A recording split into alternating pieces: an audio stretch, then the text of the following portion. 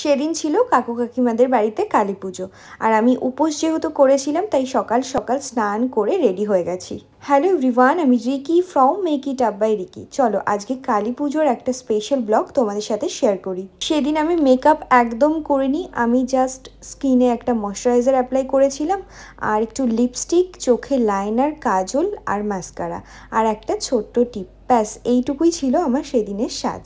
হাতের শাখা পলাটা চেঞ্জ করে আমি নতুন শাখা পলাটা পরেছিলাম, সাথে একটা বালাও পরে নিয়েছিলাম আর গলায় পরেছিলাম একটা পলা নেকলেস, সাথে একটা পলা ইয়াররিং আমার শাড়ির কালারের সাথে ম্যাচ করে।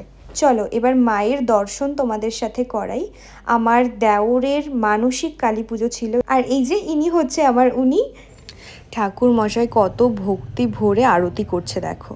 এই যে এনাকে চিনতে পারছো, আমাদের মেহু বুড়ি, এখানে এসেও দেখো পাতা খুঁজছেও। আর এই যে যাকে দেখছো ইনি হচ্ছে আমার শাশুড়ি মা, মানে আমার মা। আর আমরা তখন অঞ্জলি দিতে বসেছিলাম, তখন হোম হচ্ছিল। হোম হওয়ার পর অঞ্জলি শুরু হয়।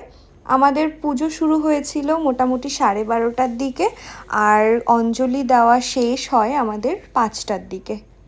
অঞ্জলি সব কিছু মিটে যাওয়ার পর এবার মায়ের বরণ করার পালা। আমরা সবাই মিলে বরণ করলাম, সিঁদুর ছোঁয়ালাম, আমরাও সিঁদুর খেললাম। এরপর মাকে বিদায় দেওয়ার পালা।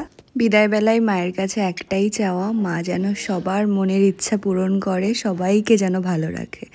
আজকের মতো এইটুকুই। তোমাদের ব্লগটা কেমন লাগলো অবশ্যই জানিও। দেখা হচ্ছে নেক্সট কোনো ব্লগে। টাটা।